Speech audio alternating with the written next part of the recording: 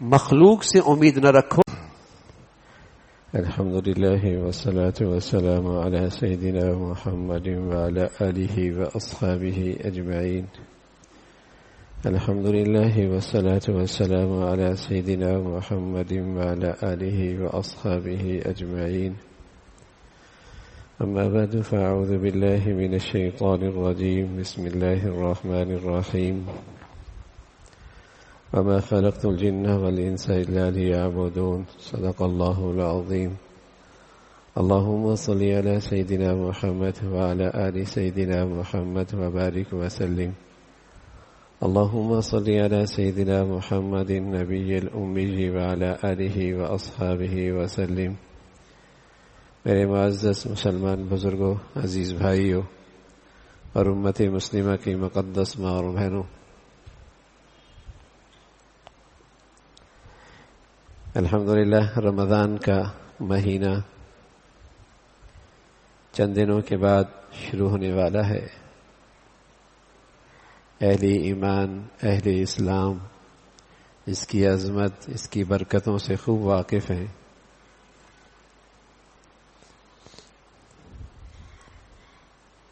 یہ اہل ایمان کے لیے نیکیوں کا موسم بہار ہوتا ہے.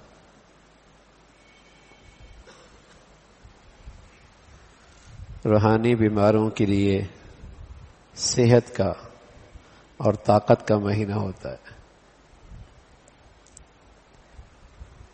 ایک تربیت کا مہینہ ہوتا ہے. اہل ایمان میں ایمان کی تازگی، اسلام کی بہار،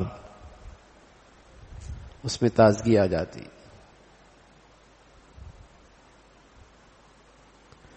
تقوی کا چراغ، اس کو روشنی ملتی. یہ ایک مکمل تربیتی کورس ہوتا ہے. روزے میں ہے، پیاس کی شدت ہے، کسی کی نظر نہیں پڑ رہی، فریج بھی موجود ہے، پانی بھی موجود ہے، پانی نہیں پیتا.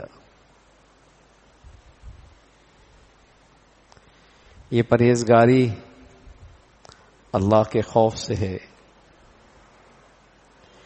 یہ کورس مہینے بھر کرایا جاتا ہے تاکہ بقیہ زندگی کے اندر بھی ایسی ہی اللہ تعالیٰ کے حکموں کا خیال رہے، اللہ تعالیٰ کے اوامر کا خیال رہے، کہیں اللہ کے قانون شکنی نہ ہو. اگرچہ وہاں خلوت ہے، وہاں تنہائی ہے، وہاں تاریکی ہے، قانون کی رسائی بھی نہیں، لوگوں کی نظر بھی نہیں، رمضان کا کورس اچھا کیا ہوا ہے. اسے خیال ہے اللہ تو دیکھ رہا،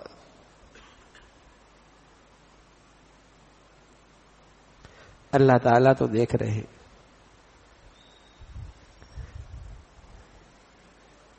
یہ مقصد ہے رمضان کا. رمضان کا روزہ بھی بہت بڑھیا عبادت، اس کی رات کی تراویحوں کی عبادت بھی بڑھیا عبادت، لیکن یہ کافی نہیں ہے. اس سے کورس پورا نہیں ہوتا.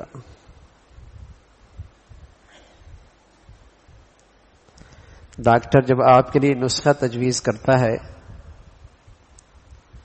اور اس میں 3 سے 5 گولیاں، کبھی 5 سے 6 گولیاں، آپ اپنی مرضی سے کچھ گولیاں اس میں سے چھوڑتے نہیں.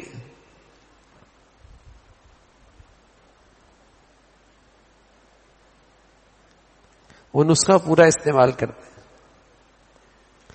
پھر دن میں کئی مرتبہ استعمال کرنا پڑتا ہے. اس میں بھی اپنی تجویز کو سامنے نہیں رکھتے کہ ایک وقت کھا لی، 2 وقت چھوڑ دی.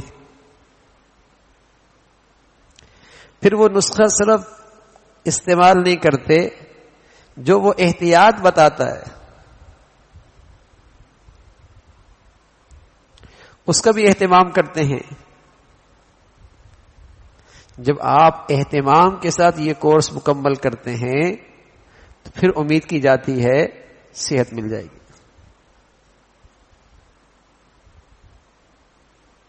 صحت یاب ہو جائیں گے، زخم بھر جائے گا، اندر کا مرض ختم ہو جائے گا، بیماری ختم ہو جائے گی، صحت بحال ہو جائے گی. ایسا ہی ہوتا ہے. تو رمضان کا یہ مقدس مہینہ بھی ایک تربیتی کورس ہے. اس کی عظمتیں، اس کی شان، پیارے رسول صلی اللہ علیہ وسلم فرمایا کرتے تھے میری امت کو پتہ چل جائے کہ رمضان میں اللہ تعالیٰ کیا کچھ عطا فرماتے ہیں تو تمنا کرے اے اللہ پورا سال ہی رمضان ہوتا. اب پورے سال کے روزے رکھنا ایک کام ہے، لیکن اللہ کی برکتیں، اس کی حقیقت کیا ہے؟ فرمایا اس امت کو پتہ چل جائے تو یہ تمنا کرے کہ پورا سال ہی رکھ لوں گا.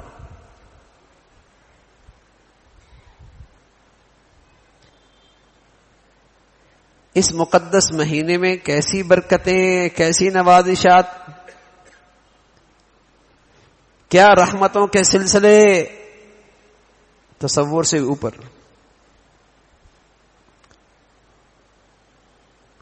مجدد الفسانی رحمۃ اللہ علیہ فرمایا کرتے تھے سمندر کا قطرہ، اس کو جو سمندر سے نسبت ہے، پورے سال کی رحمتوں کو رمضان کی رحمتوں سے اتنی بھی نسبت نہیں. اس مہینے میں جو رحمتوں کا سمندر ہے، پورے سال کی رحمتوں کو اس سے اتنی بھی نسبت نہیں جتنی ایک قطرے کو سمندر سے نسبت ہوتی ہے.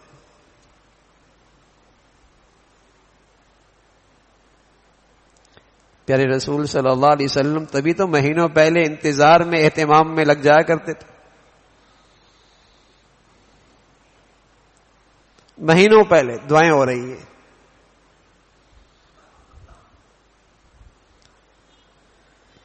یہ اس امت پر اللہ کا بڑا انعام ہے، لیکن قدردانوں کے لیے، قدردانوں کے لیے. جو محروم رہنا چاہے تو پھر وہ ازلی بدنصیب. رسول اللہ صلی اللہ علیہ وسلم فرمایا کرتے تھے فَإِنَّ الشَّقِيَّ مَنْ حُرِمَ فِي رَحْمَةِ اللَّهِ عَزَّ وَجَلَّ. بڑا بدنصیب ہے جو اس مقدس اور رحمتوں بھرے مہینے میں بھی محروم رہے. فَإِنَّ الشَّقِيَّ مَنْ حُرِمَ فِيهِ رَحْمَةَ اللَّهِ عَزَّ وَجَلَّ. بڑا بدنصیب.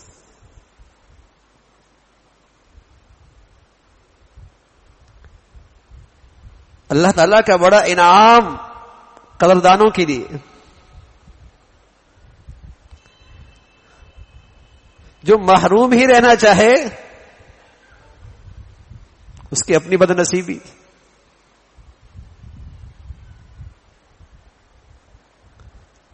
مسلمانوں میں اس کا اہتمام ہوتا تھا. 7 دنوں میں جمعے کی مسلمانوں کے یہاں بڑا اہتمام ہوتا تھا. رسول اللہ صلی اللہ علیہ وسلم نے اس کی فضیلت بتائی، عظمت بتائی، شان بتائی. 7 دنوں میں جمعے کی عظمت. آہستہ آہستہ مسلمانوں میں جمعے کا دن بھی عام 6 دنوں کی طرح گزرنے لگا. اہتمام ختم ہو گیا. بڑی مشکل سے 2 رکعتیں پڑھی، سڑک میں پڑھی، وہیں سے نکل گیا.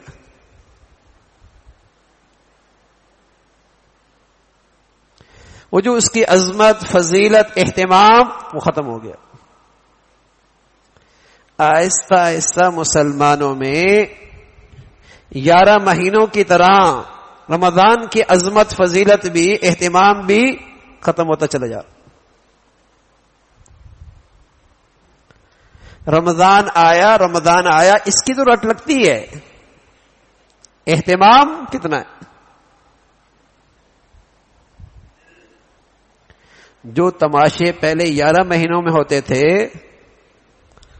اب دنیا مسلمان معاشرے میں وہ تماشے رمضان میں کرواتی ہے، تاکہ مسلمانوں کا جو تھوڑا بہت مسجدوں سے تعلق ہے، دین سے تعلق ہے، رمضان کا اہتمام ہے، وہ بھی ختم ہو جائے.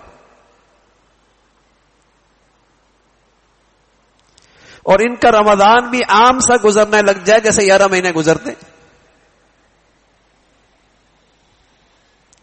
کچھ فرائض کا اہتمام ہو جاتا ہے. رات لہو لعب میں سڑکیں آباد ہوتی ہیں, گراؤنڈ آباد ہوتے ہیں, مسجدیں خالی ہوتی ہیں, گراؤنڈ بھرے ہوئے ہوتے ہیں. جب کوئی قوم اللہ کے نظروں سے گر جاتی ہے اور کوئی قوم اللہ کی رحمت سے محروم ہونے کا فیصلہ کر چکی ہوتی ہے تو یہ اسی کے لیے سزا ہوتی ہے کہ ایسی مقدس گھڑیوں کے اندر بھی اللہ کے گھر سے دور, نیکی اور اطاعت سے محروم,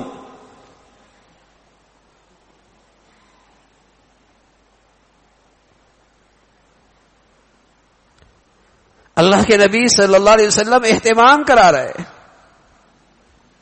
عظیم مہینہ, عظمت والا, برکتوں والا, اس میں دعائیں قبول ہوتی ہیں, بخشش کے فیصلے ہوتے ہیں. اللہ تعالیٰ تمہارے نیکیوں کا ایک دوسرے سے آگے بڑھنا دیکھنا چاہتا ہے, مقابلے دیکھنا چاہتا ہے, کون کس سے آگے بڑھتا ہے. لیکن محروم, بد نصیب مسلمانوں کے جوان بچے بچیاں تعلیمی اداروں میں ہو یا سڑکوں پہ ہو یا گراؤنڈ کے اندر ہو, رمضان کی برکتوں سے محروم ہوتے. راتیں لہو لعب میں گزرتی ہیں, دن غفلت میں گزرتا ہے. پیارے رسول صلی اللہ علیہ وسلم فرمایا کرتے تھے رمضان آ رہا ہے, جس کا دن کا روزہ فرض ہے, رات کی عبادت ہے, صبر کا مہینہ ہے, دعاؤں کی قبولیت کا مہینہ ہے, غمخواری کا مہینہ ہے, سخاوت کا مہینہ ہے.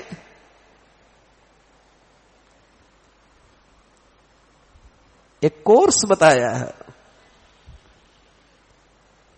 کہ جو 11 مہینے کے اندر روحانی بیماری آ گئی, غفلت کے پردے چھا گئے,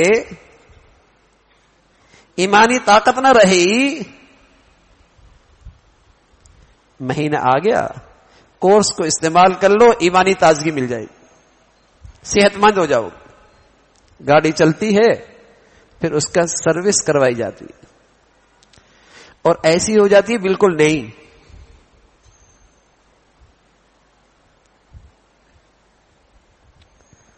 رمضان کا یہ کورس کیا, سروس ہو گئی, سبحان اللہ, آنکھوں میں پاک دامنی آ گئی, پاکیزگی آ گئی, نگاہوں کی حفاظت آ گئی, زبان محتاط ہو گئی, حلال پہ اکتفا ہو گیا, عبادت پہ استقامت مل جائی, زندگی کا مقصد اللہ کو راضی کرنا بن گیا.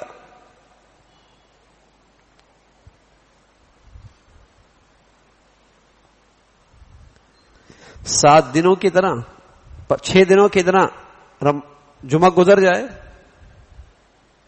2 رکعت نفل پڑھی اور نکل گیا, 2 رکعت فرض پڑھے اور نکل گیا, تو یہ بیچارہ محروم آدمی ہے, اسے جمعے کی فضیلت نہیں ملی, فرض ادا ہو گیا. ایسی اگر ایسا روزے رکھا جس میں کوئی اہتمام نہیں اور ایسی تراویح پڑھ لی جس کی کوئی فکر نہیں, تو رسول اللہ صلی اللہ علیہ وسلم فرمایا کرتے تھے اس روزے دار کو سوائے بھوکے رہنے کے کچھ حاصل نہیں ہوا, اور اس رات کے شب بیدار کو سوائے جاگنے کے کچھ حاصل نہیں ہوا. جیسے ایک آدمی دوائی کھائے اور پرہیز نہ کرے, کیا کہتے ہیں, یہ تمہاری دوائی کھانے کا کیا فائدہ ہوا؟ دوائی کھائی اور پرہیز نہ کرے, اب یہ دوائی کھانے کا کیا فائدہ ہوا؟ اس کا کوئی تمہیں فائدہ ملے گا؟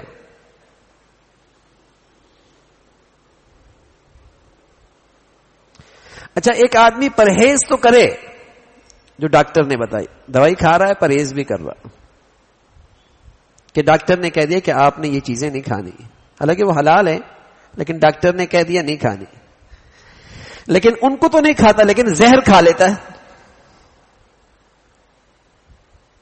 جو ہمیشہ سے حرام ہے. اسے کھا لیتا ہے، صحت مل جائے گی، مر جائے گا.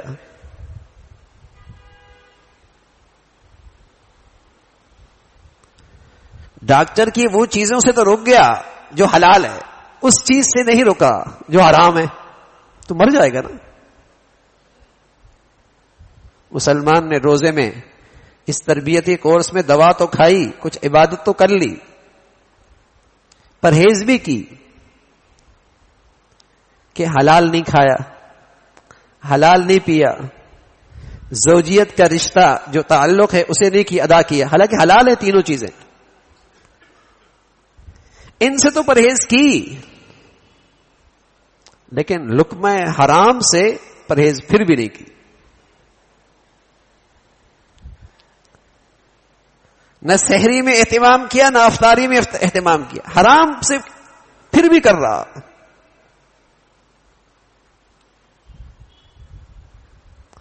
آنکھوں کو حرام سے نہیں بچایا، زبان کو حرام سے نہیں، حلال سے تو پرہیز کی لیکن حرام کا ارتکاب کر رہا ہے.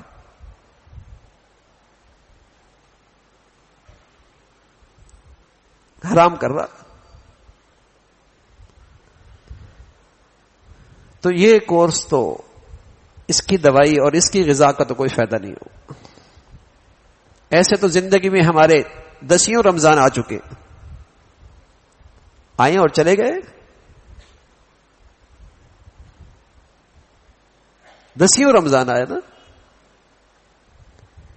رمضان کے بعد کتنا اللہ سے تعلق بنا، ایمان کی کتنی ترقی ہوئی.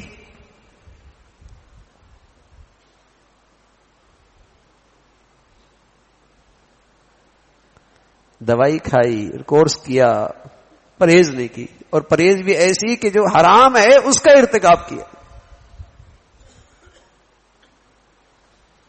روزے کی حالت میں سخت بھوک ہے، غذا موجود ہے، کمرے میں اکیلا ہے، روزے کی حالت میں وہ تو نہیں کھا رہا، حالانکہ حلال ہے، جھوٹ بول رہا ہے، غیبت کر رہا ہے، ان آنکھوں سے حرام دیکھ رہا ہے.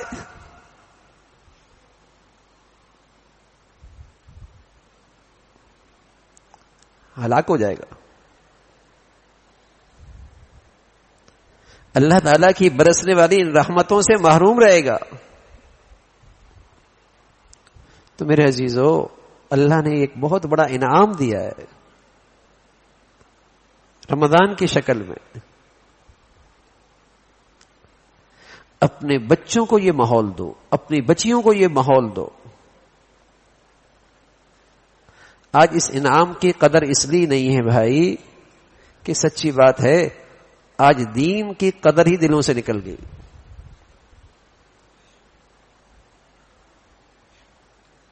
دین کی قدر ہی نہیں رہی.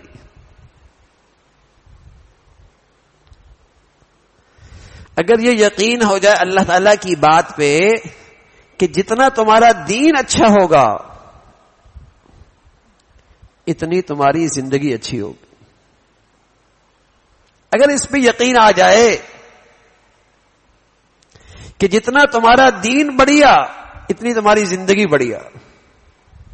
آج دنیا میں دین بڑھیا نہیں ہے، چیزیں تو بڑھیا ہیں، چیزیں بڑھیا ہیں، گھر بڑھیا، گاڑی بڑی، سواری بڑی، آمدنی اچھی، اسٹیٹس اچھا، زندگی بڑھیا نہیں ہے کہ سکون بھی ہو، کہ اطمینان بھی ہو، کہ راحت بھی ہو، کہ محبت بھی ہو، صحت میں برکت بھی ہو.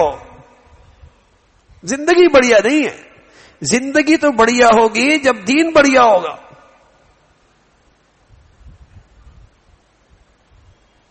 اور اس بات پہ قسم کھائی جا سکتی ہے کہ دین بڑھیا ہوگا تو زندگی بڑھیا ہوگی.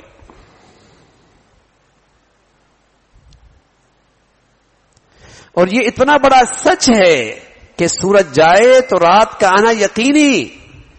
اتنا بڑا سچ ہے کہ دین نکلے گا تو زندگی کا معیار، زندگی کا سکون، زندگی کی خوشگواری سب جاتی رہے گی، ہلاکت شروع ہو جائے گی.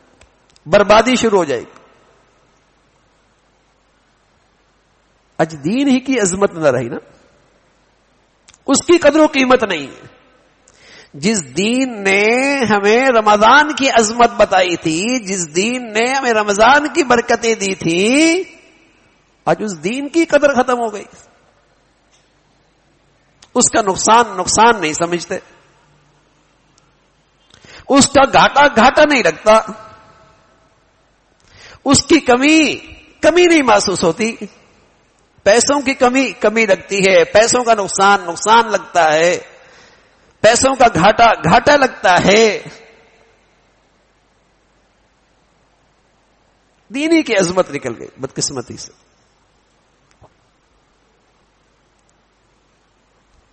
میرے عزیزو, یہ خسارے کی بات ہے, یہ خسارے کی بات.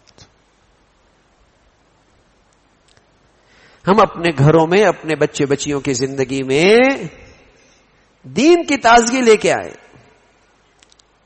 اور یہ رمضان کا یہ کورس, تربیتی کورس, ایمانی کورس, روحانی کورس اہتمام سے ہو. بڑھیا ہو. 11 مہینے جسم کے لیے بہت کچھ کیا,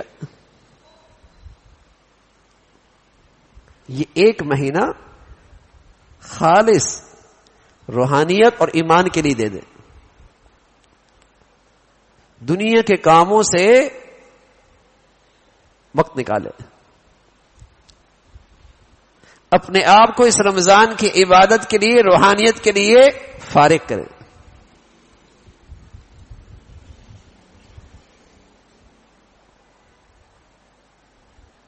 اس کا اہتمام کریں. جسمانی بیماری اتنی بڑی بیماری نہیں اگر ایمان کی حالت میں ہے تو, لیکن ایمانی لحاظ سے بیماری لگ جائے, روحانی لحاظ سے کمزور ہو جائے, اس کا بڑا نقصان ہے, اس کا بڑا نقصان. اس لیے کہ جن گھروں میں ایمانی کمزوری ہوتی ہے, دینی کمزوری ہوتی ہے, قسم خدا کی ان گھروں کے اندر زندگی کا سکون نہیں رہتا, زندگی کی محبت ہی نہیں رہتی, زندگی کی خوشگواری نہیں رہتی.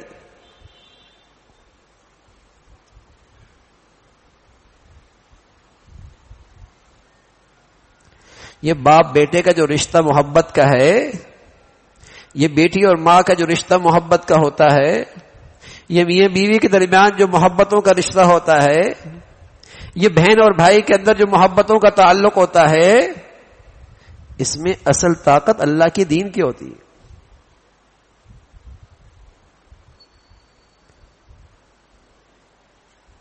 اور کوئی چیز اس رشتے کو نہیں بچا سکتی.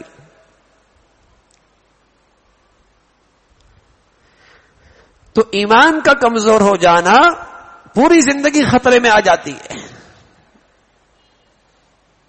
پوری زندگی خطرے میں. تو یہ موسم بہار ہے, اللہ تعالیٰ کی رحمت کا شامیانہ تن جاتا ہے. گناہگار سے گناہگار آدمی بھی جس کی طبیعت میں کچھ نیکی ہو, آپ کو اللہ کے گھر کی طرف آتا ہوا نظر آتا ہے.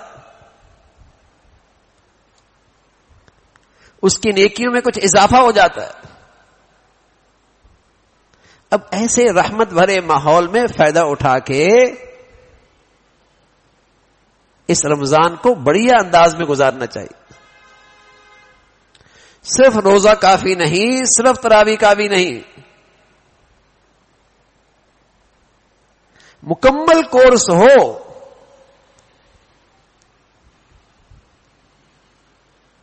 اچھے انداز سے گزارے.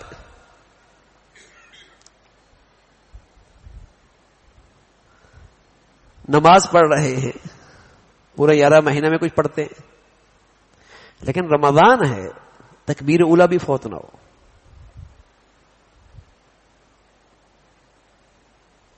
کچھ نوافل بھی مقرر کریں. مساجد میں جلدی آنے کا اہتمام, دیر سے نکلنے کا اہتمام.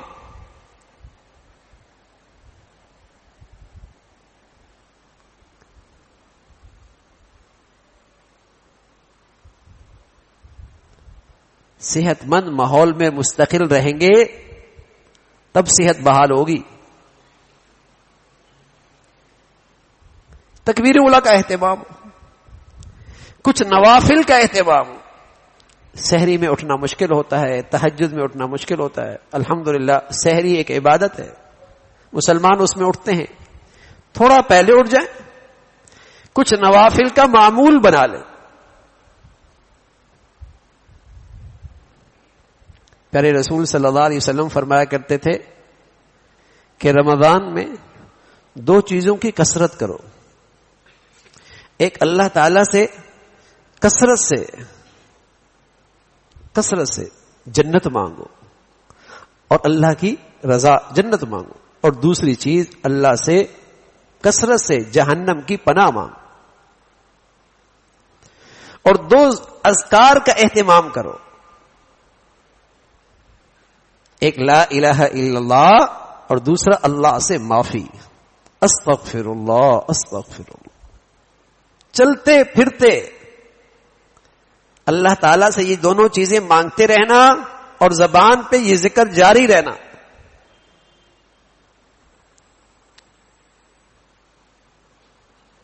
کثرت سے ہو تو کچھ گھڑیاں رات کو تہجد میں گزریں. اس رمضان مبارک کے مہینے کو قرآن کی تلاوت سے خاص نسبت ہے. پورے رمضان جبرائیل بھی زمین پہ آتے اور حضور علیہ الصلوۃ والسلام کے ساتھ دور فرمایا کرتے تھے. قرآن سنانا ہوتا تھا.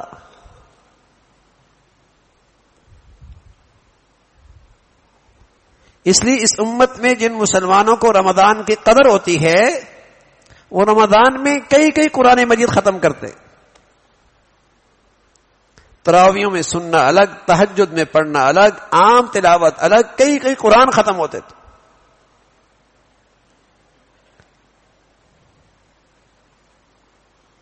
عورتیں بھی ایسے ہی کیا کرتے تھے.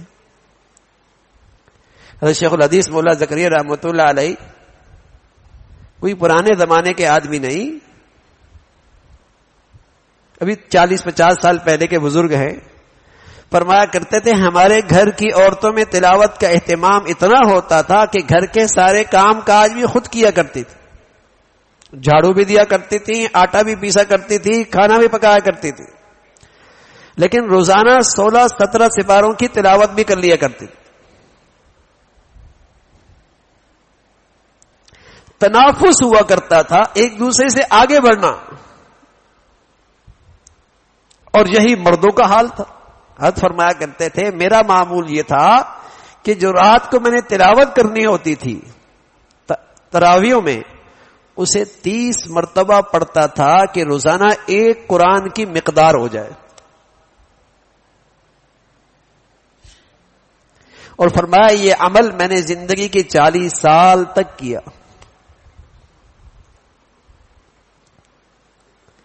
ہر رمضان کے ہر دن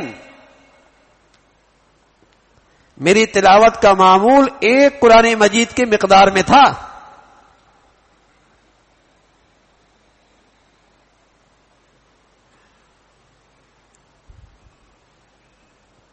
اہتمام ہوتا تھا.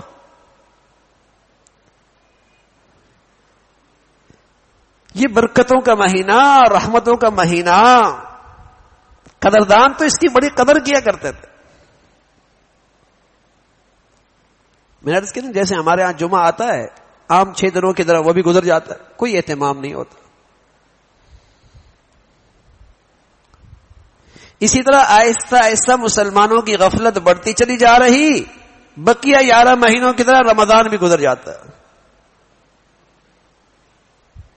پہلے 1-2 دن کچھ مسجدوں میں اہتمام ہوتا ہے، آہستہ آہستہ آہستہ آہستہ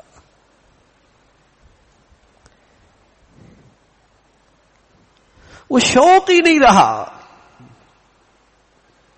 اللہ کا قرآن سنے، کوئی 6 پڑھ کے جا رہا ہے، کوئی 8 پڑھ کے جا رہا ہے، کوئی 4 پڑھ کے جا رہا ہے، اور کوئی تو اس فطرے میں مبتلا ہے کہ فرض تھوڑی ہے.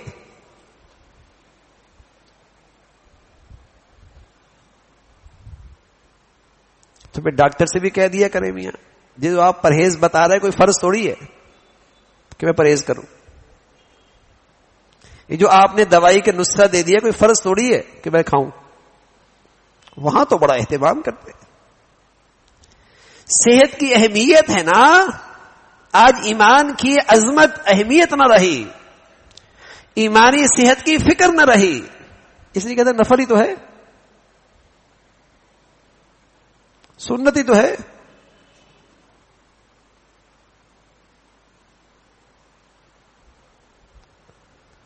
روحانی تربیتی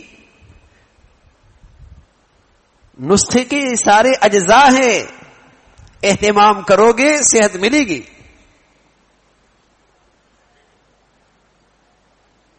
اور اپنی مرضی سے 2 کھولیاں کھا لی 2 چھوڑ دی, 1 وقت کھا لی 2 وقت چھوڑ دی. کیا حال کیا اس نسخے کا آپ نے؟ کیا حال کیا اس نسخے کا؟ اپنی مرضی سے 4 پڑھ کے نکل گئے. پھر کہتے ہیں حرم میں تو 10 ہوتی. ارے حرم میں 10 ہوتی ہے, کوئی دین کا حصہ تھوڑی ہے وہ کہ 10 ہوتی ہے. وہ تو کرونے کی برکت ہے, کرونا کے بعد 10 ہو گئی.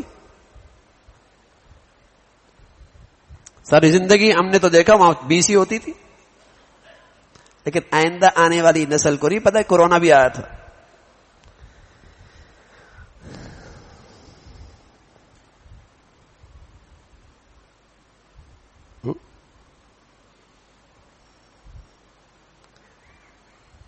جتنا اہتمام ہوگا بھائی رمضان کا, راتوں کی عبادت, تہجد کا اہتمام, دعاؤں کا اہتمام,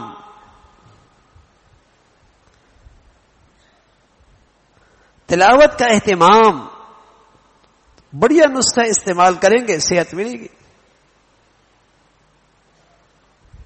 جو اصل پیش نظر ہے روزے سے, مقصد ہے روزے کا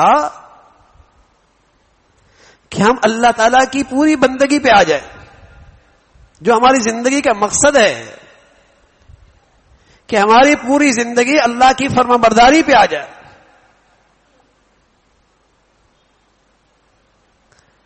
صرف روزہ رکھنا پیش نظر نہیں, صرف تراویح پڑھنا پیش نظر نہیں, صرف افطاری سحری کر لینے کا نام رمضان نہیں. وہ تو مقصد زندگی پہ آنا ہے کہ زندگی اللہ کی فرما برداری ہماری زندگی کی سب سے بڑی ترجیح. ہمارا جینا مرنا اللہ کی خاطر. ان صلاتی و نسکی و محیای و مماتی للہ رب العالمین. نماز بڑی عبادت ہے, قربانیاں بڑی عبادت ہے, لیکن اللہ تعالیٰ کی چاہت یہ کہ تمہارا جینا مرنا اللہ کی خاطر ہو.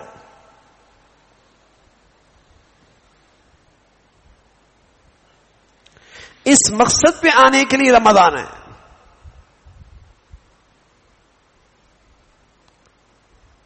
کہ تم پوری زندگی میں اس تقوی کی روشنی سے اللہ کی نافرمانی سے بچتے رہو جیسے تم رمضان میں بچتے ہو.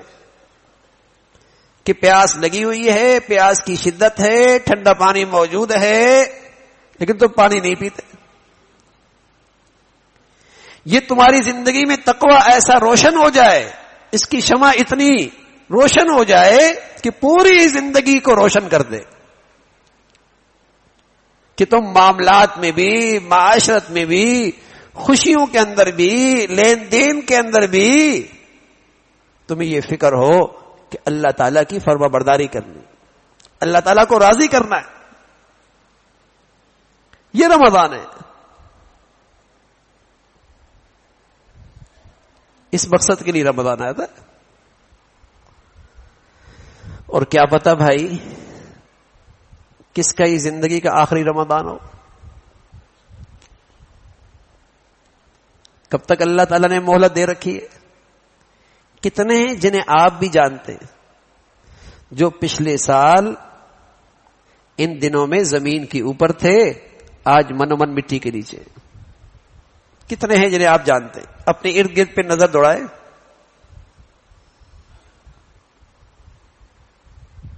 کوئی نہیں پتا. تو پھر رمضان اس انداز سے گزارو نا کہ اللہ تعالی کے پاس جائے تو سرخرو ہو کے جائے, ایمان لے کے جائے, تقوی کی روشنی لے کے جائیں.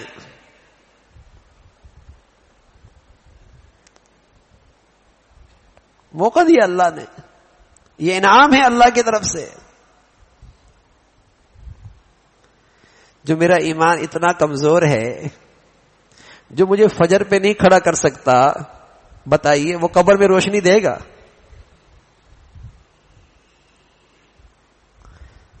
جو مجھے سچائی پہ نہیں کھڑا کر سکتا, جو مجھے غیبت سے نہیں روک سکتا, جو مجھے آنکھوں سے حرام دیکھنے سے نہیں روک سکتا, بتائیے وہ زبان پہ کلمہ لائے گا؟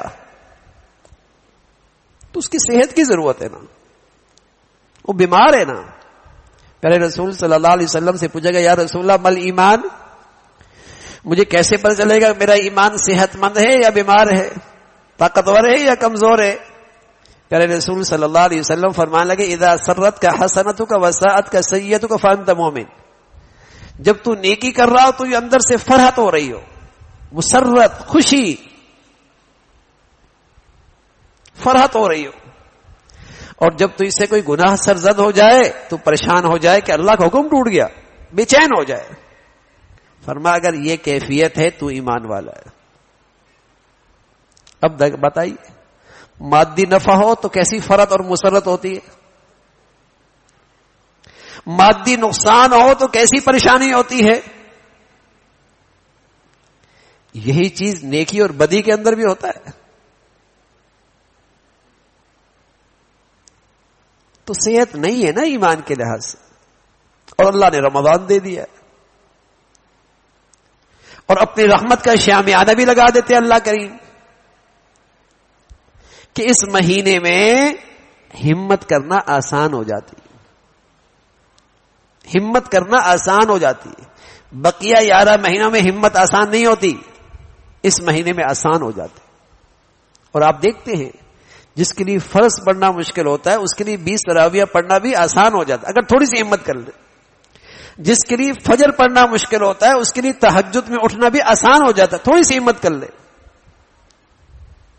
جس کے لیے ایک صفحے کی تلاوت مشکل ہوتی ہے اس کے لیے کئی سپاروں کی تلاوت آسان ہو جاتی ہے, تھوڑی سی ہمت کر لے,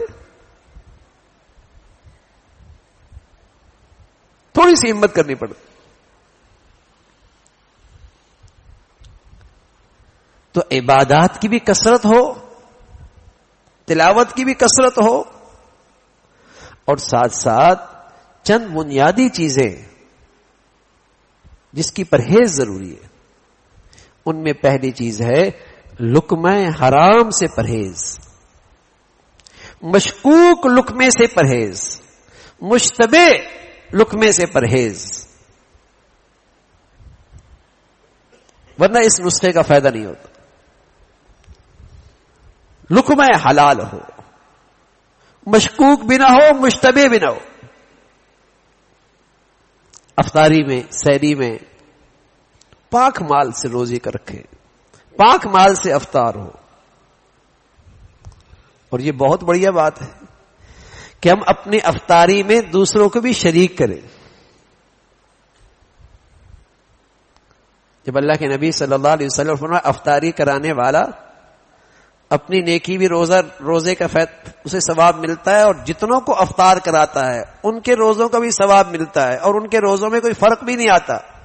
جنہوں نے روزے رکھے ان کے اجر و ثواب میں کمی بھی نہیں آتی.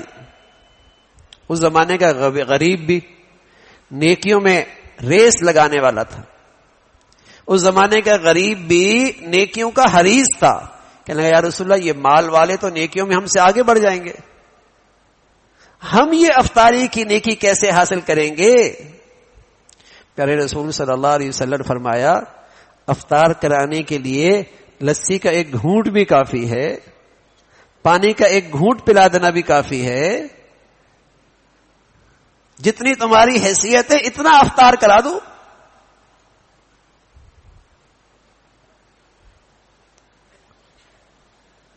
دسیوں کو کراؤ گے, دسیوں کے روزوں کا ثواب ملے گا. تو پاک مال، پاکیزہ مال، لقمہ حلال کا اہتمام. دوسری چیز آنکھ، زبان، کان، اس کی پرہیز ضروری ہے. نمازی، روزے دار، حاجی، شیطان بھی ان کے سامنے شراب پلانے کا جال نہیں ڈالتا کہ شراب پیے، چوری کرنے کا جال نہیں ڈالتا کہ چوری کرے. اسے پتا یہ نمازی نہیں کرے گا، روزے دار یہ نہیں کرے گا. وہ ان کے سامنے جو برائی کا جال ڈالتا ہے غیبت کرا دیتا، بد نگاہی کراتا ہے.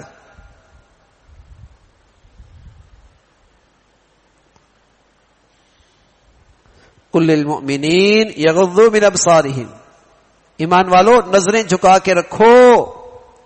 ایمان والیوں سے کہا اپنی نظریں بچا کے رکھو.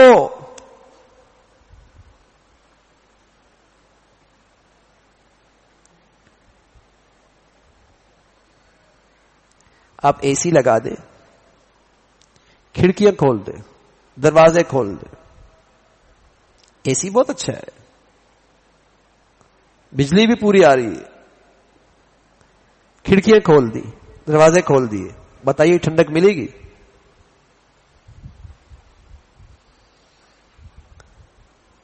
اللہ تعالیٰ کی رحمتوں کا اے سی تو لگا ہے رمضان میں، کوئی شک نہیں، لیکن اس نے گناہوں کی ساری کھڑکیاں کھول رکھی ہیں.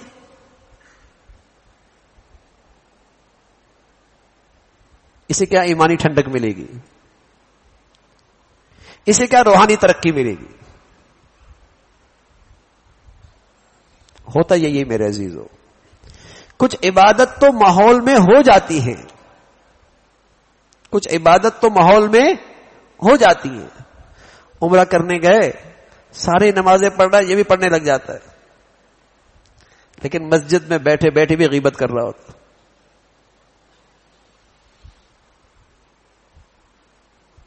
مسجد میں جاتے جاتے بھی دوسروں کے لیے تکلیف کا باعث بن رہا ہوتا ہے، اذیت دے رہا ہوتا ہے، بد نگاہی ہو رہی ہوتی ہے. تو میرے عزیزو، رمضان میں عبادات بڑھیا، لیکن ساتھ ساتھ پرہیز، لقمہ حلال کا اہتمام، نظروں کی حفاظت. اس موبائل نے تو نظروں کی حفاظت اور مشکل بنا دی، اور مشکل بنا دی. کھولتا ہے، داڑھی بھی ہے، ٹوپی بھی ہے، پگڑی بھی ہے، ہاں، اور دیکھتے ہی چلا جاتا، دیکھتے ہی چلا جاتا. بد نظری سے آدمی کا دل مست ہو جاتا ہے. ایسے شخص کو عبادت کی حلاوت نصیب نہیں ہوتی. یہ شخص عبادت کی حلاوت سے محروم ہو جاتا ہے. زبان کا ذائقہ بدل جائے، میٹھی چیز کڑوی لگتی ہے، قوت شامہ متاثر ہو جائے، بدبو چیز بھی بدبو نہیں، اس میں بدبو محسوس نہیں ہوتی. اسی طرح عبادت کے اندر ایک لذت ہے، ایک حلاوت ہے، ایک مزہ ہے، لیکن میری روح بیمار ہو چکی ہے، مجھے مزہ نہیں آتا. میدا ٹھیک ہو نا، میدا ٹھیک ہو تو بھوک لگتی ہے، تو چٹنی اور روٹی کے کھانے کے اندر بھی مزہ آتا ہے. قورمہ نبی ہو تو بھوک لگی ہو، میدا ٹھیک ہو تو چٹنی اور روٹی کے ساتھ کھانا کھائیں تب بھی مزہ آتا ہے. اور میدا خراب ہو، اچھے سے اچھا کھانا ہو، کھانے میں مزہ نہیں آتا. ایسی میرے عزیزو، جب روح ٹھیک ہوتا ہے، باطن ٹھیک ہوتا ہے، تو عبادت کی بھوک لگتی ہے، تلاوت کا جی چاہتا ہے، اور پھر اس کی حلاوت بھی محسوس ہوتی، پھر اس کا مزہ بھی آتا ہے.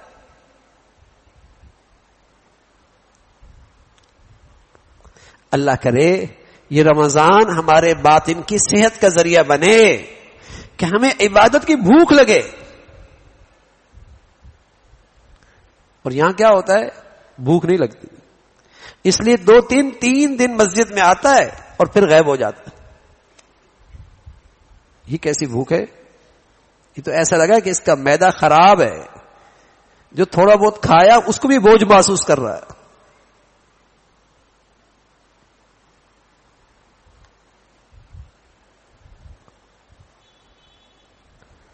تو یہ تو رمضان آئے تو پھر ایمان کا تقاضا تو یہ ہے کہ جو ایمان گزرے اس کا عبادت کا ذوق بڑھتا چلا جائے.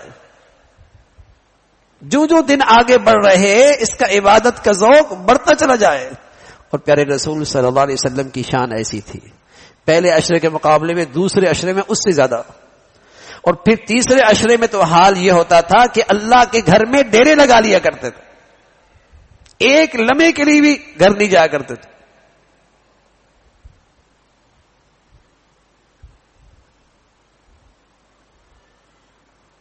اور یہ پوری زندگی کا آپ کا معمول تھا. یہی یہ کورس اگر صحیح استعمال ہو رہا، صحیح اس کا اہتمام ہو رہا، تو ہر اگلا دن، ہر اگلا ہفتہ پہلے سے زیادہ اچھا گزرے گا، عبادت کے لحاظ سے، تقوی کے لحاظ سے، پرہیزگاری کے لحاظ سے. لیکن اگر خدا نہ خواستہ بد پرہیزی ہوئی، گناہوں سے نہ بچے، تو نتیجہ یہ ہے کہ جو تھوڑی بہت عبادت ہو رہی ہوتی ہے اس سے بھی محروم ہونے لگتا ہے. تو پہلی چیز لقمہ حلال کا اہتمام، دوسری چیز آنکھ، زبان، کان، ان کی حفاظت، اور تیسری چیز لایانی سے حفاظت. یہ بھی اس تربیتی کورس کا اہم جز ہے. لایانی سونا، بے مقصد باتیں کرنا، بے مقصد سوچنا،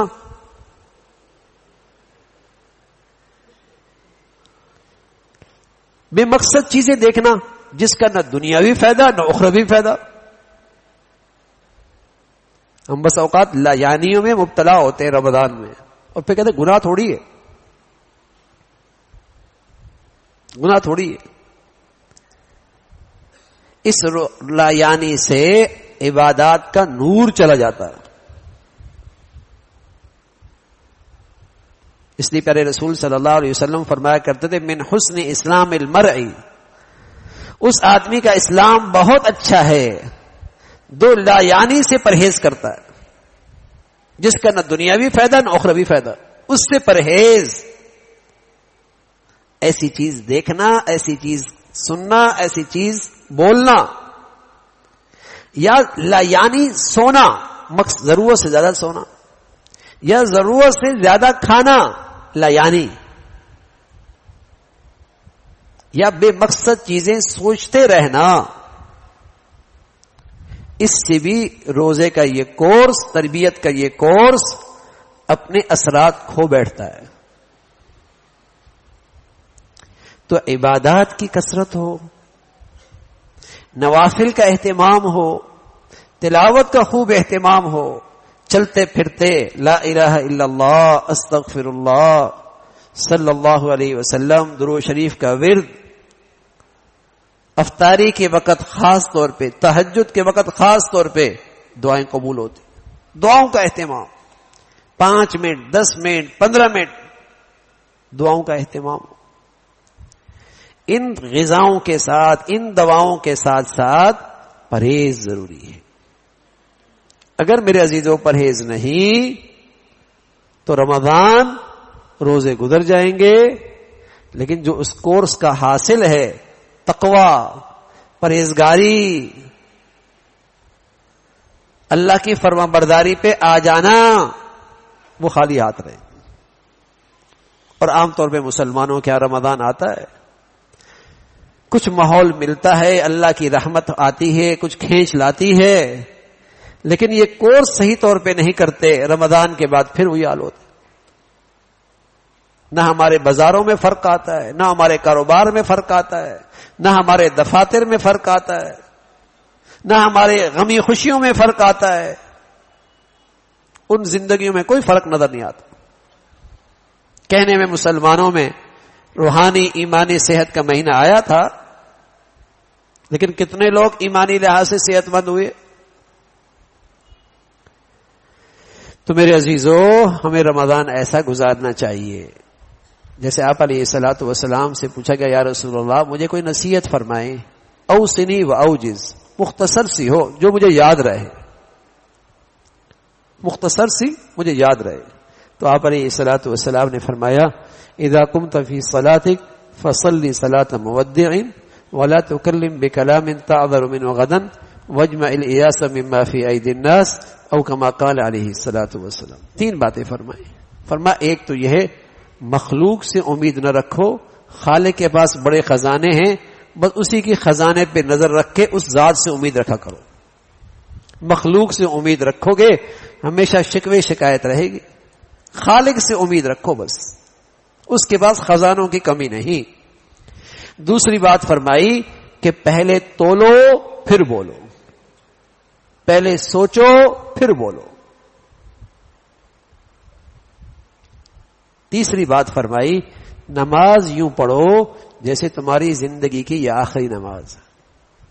تو کہنا یہ چاہ رہے ہیں بھائی کہ جب رمضان روزے نماز دن میں 5 مرتبہ آتی ہے تو اللہ کے نبی فرما رہا ہے یوں رکھو، یوں پڑھو جیسے آخری نماز ہے. رمضان تو بھائی سال میں 1 مرتبہ آتا ہے، سال میں 1 مرتبہ آتا ہے. 11 مہینوں میں کتنے لوگ چلے جاتے ہیں، کتنے لوگ اپنی منزل کی طرف روانہ ہو جاتے ہیں.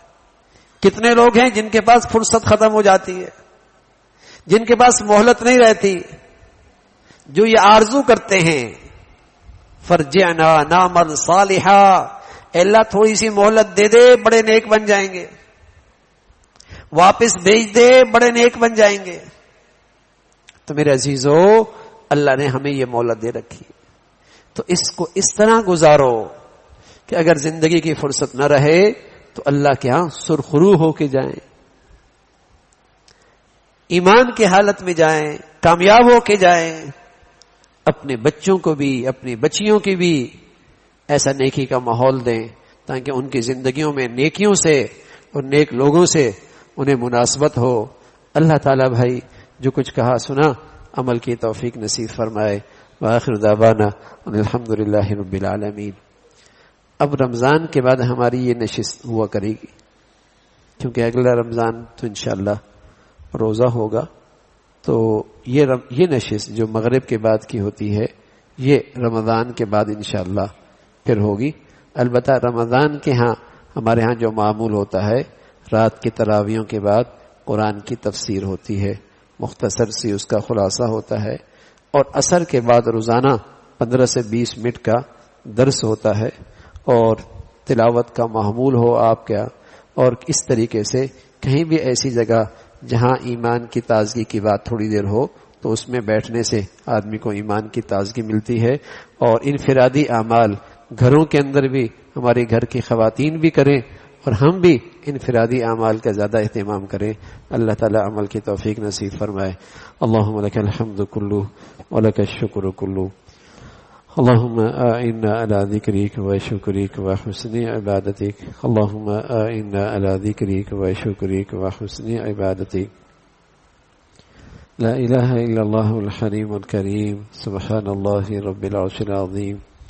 نسألك موجبات رحمتك وعزائم مغفرتك والغنيمة من كل بر والسلامة من كل إثم. اللهم لا تدع لنا ذنبا إلا غفرته ولا هما إلا فرجته ولا حاجة هي لك رضا إلا قضيتها يا أرحم الراحمين. يا حي يا قيوم برحمتك نستغيث أصلح لنا شأننا كله ولا تكلنا إلى أنفسنا طرفة عين یا ارحم الراحمین. رمضان کی مقدس گھڑیاں ہم سب کو ایمان عافیت کے ساتھ اور قبولیت کے ساتھ عطا فرما. اے مولا کریم، جیسے تیرے پیارے بندے رمضان کی قدر کیا کرتے ہیں ہمیں بھی ان میں شامل فرما. ہمیں بھی ایسی کیفیات نصیب فرما، عبادات کا ذوق شوق نصیب فرما، اس کے لمحات کی قدردانی نصیب فرما۔ اے مولا جو رحمتیں برکتیں رمضان میں آتی ہیں آپ کی طرف سے نازل ہوتی ہیں، ہمیں بھی ان کا مستحق بنا، ہمیں محرومی سے محفوظ فرما، ناقدری سے محفوظ فرما، غفلتوں سے محفوظ فرما، ہر قسم کی اے مولا کریم محرومی سے ہمیں ہمارے بچے بچیوں کو مسلمانوں کو محفوظ فرما۔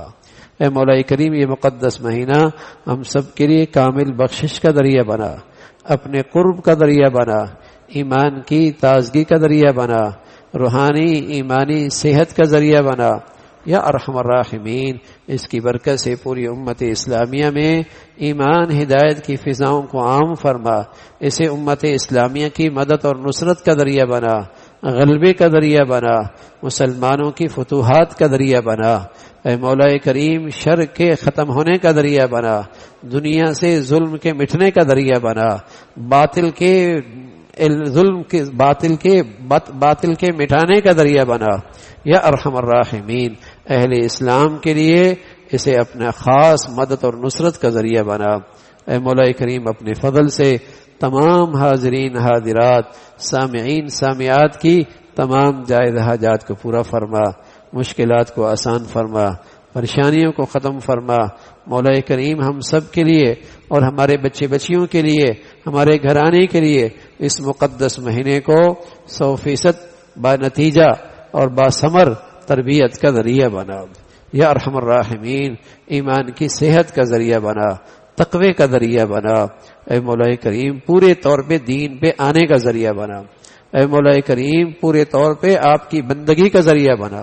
مولا کریم اپنے فضل سے ہر آنے والا دن ایمان عافیت کے لحاظ سے بڑھیا نصیب فرما، ہمیں پاکیزہ نگاہیں نصیب فرما، حرام نگاہوں سے محفوظ فرما، حرام زبان کی غلطیوں سے محفوظ فرما، کانوں کی غلطی سے محفوظ فرما۔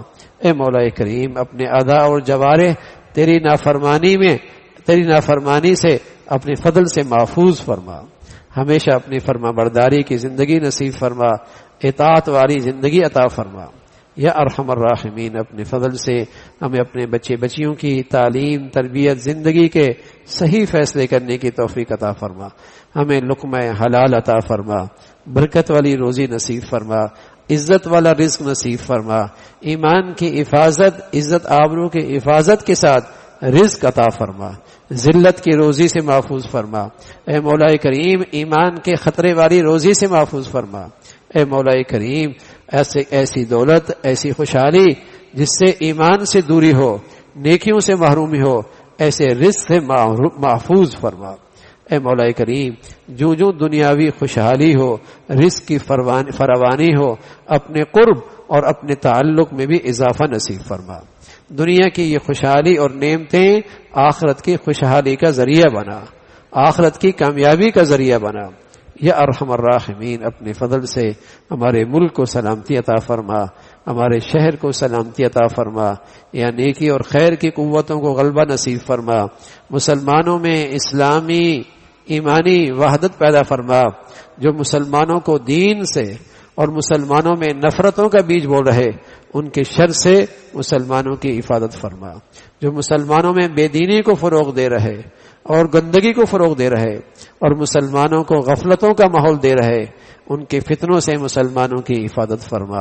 اے مولا کریم دنیا بھر کے مظلوم مسلمانوں کی مدد اور نصرت فرما۔ ربنا تقبل منا انك انت السميع العليم، ربنا تقبل منا انك انت السميع العليم، ربنا تقبل منا انك انت السميع العليم وتب علينا انك انت التواب الرحيم، وصلى الله على سيدنا محمد وعلى آله واصحابه اجمعين برحمتك يا رب۔